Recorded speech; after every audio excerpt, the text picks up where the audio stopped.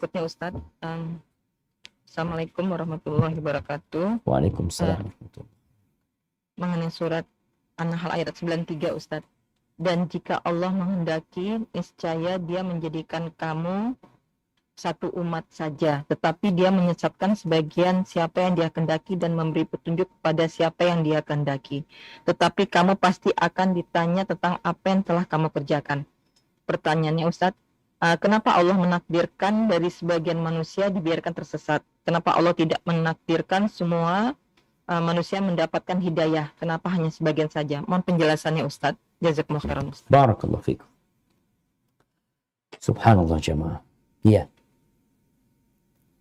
Kita tuh kadangkala tatkala melihat kehidupan ini ada perasaan kok ada yang salah kayaknya. Kadangkala kita ngelihat orang baik ya, tapi kok matinya su'ul khatimah. Kita lihat orang jahat nih orang. Tapi kok tahu-tahu masuk Islam dia. Bahkan mati husnul khatimah. Kita kadang berpikir, kenapa pamannya Nabi kok nggak dapat hidayah? Abu Talib. Kok yang dapat hidayah malah Khalid bin Walid? Yang dapat hidayah Abu Sufyan, Amr bin As. Kenapa pamannya? Maka kemudian turun firman Allah, innaka la tahdi man ahbabta, walakin Allah yahdi man yasha. Wa huwa a'lamu bil muhtadin. Engkau tuh nggak akan dapat memberikan hidayah kepada orang yang kau cintai. Tapi Allah memberikan hidayah kepada siapa yang Allah kehendaki. Dan Allah lebih tahu siapa yang pantas mendapatkan hidayah. Dan kembali kepada firman Allah di surat An-Nahl ya, ayat 93, yang kalau Allah berkehendak, walau sya'allah la ja'alakum ummatan wahidah. Jikalau Allah berkehendak, maka Allah akan menjadikan kalian satu umat yang berada di satu hidayah. Semuanya dapat hidayah.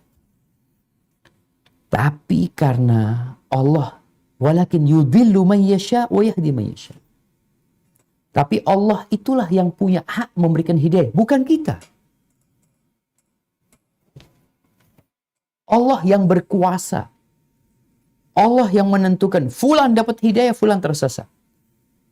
Loh, kenapa kok Allah nggak berkehendak semuanya dapat hidayah? Disinilah rahasianya. Syekh As-Sa'di rahimahullahu ta'ala mengatakan,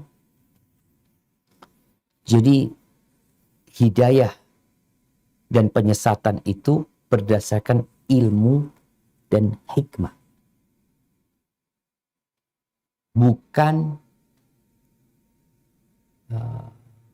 Bukan sembrono. Jadi berdasarkan ilmu Allah dan hikmah. Kenapa fulan dapat hidayah? Kenapa fulan enggak? Jadi orang yang dikasih hidayah sama Allah Azza wa Jalla, Allah melihat dia pantas dapat hidayah. Dia pantas. Artinya Allah tahu orang ini orang baik di hatinya, Allah kasih hidayah. Dan ada orang-orang yang Allah larang dari hidayah, nggak dikasih hidayah sebagai keadilan dari Allah. Orang ini nggak benar gitu. Yang tahu siapa? Allah Azza wa Jalla. Kita kan nggak tahu. Kemudian Allah sudah menciptakan surga dan neraka. Yang Allah akan memenuhi neraka. Sehingga manusia Allah kasih pilihan. Orang-orang yang baik akan menerima hidayah. Seperti yang kita bahas di surat Al-A'la. Fadzakir in nafa'ati dzikra sayadzakkaru may yakhsha wa yatajannabuhal ashqa. Artinya orang dikasih kesempatan yang sama untuk mendapatkan hidayah. Ingat, semua orang dikasih kesempatan yang sama untuk mendapatkan hidayah. Abu Jahal punya kesempatan yang sama dapat hidayah seperti Abu Bakar. Mereka punya kesempatan. Nabi menyampaikan kepada Abu Jahal. Nabi menyampaikan kepada Abu Lahab. Nabi menyampaikan kepada Umayyah bin Khalaf. Disampaikan. Sebagaimana Nabi menyampaikan kepada yang lainnya. Tapi yang terjadi, fulan menolak. Fulan menerima. Ya kenapa kok nggak dikasih hidayah sama Allah? Tahu siapa fulan.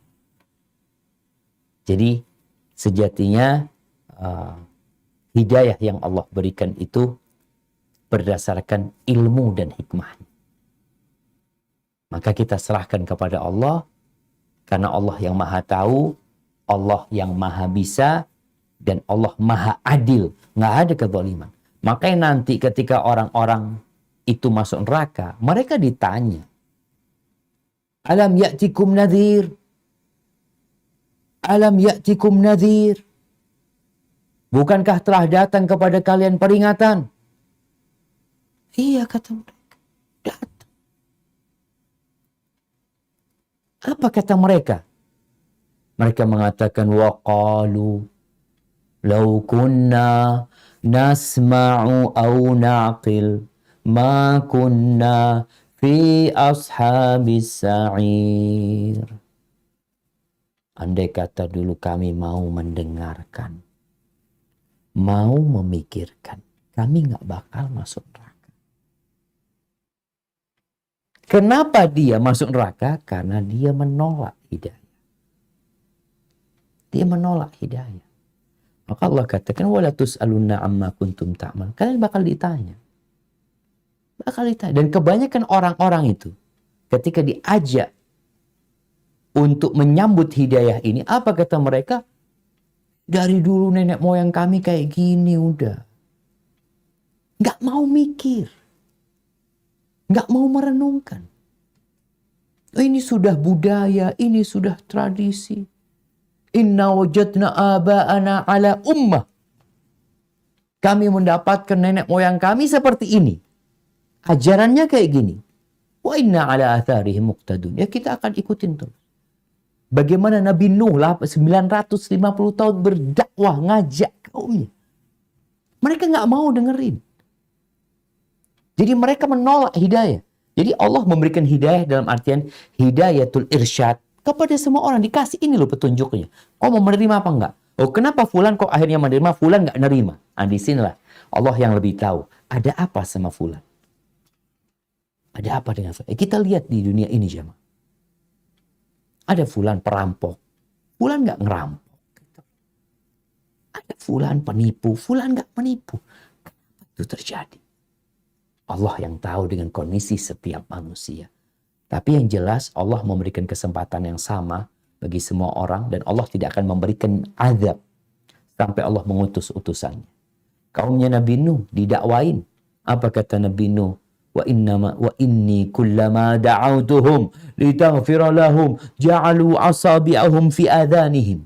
Setiap kali ya Allah aku berdakwah, aku mengajak mereka kepadamu, apa yang mereka melakukan, mereka letakkan tangan mereka di telinga mereka, disumpel telinga mereka. Wastaghshaw thiyabahum. Dan mereka tutupin sebagai bentuk penolakan. Jadi seperti itu, wallahu a'lam.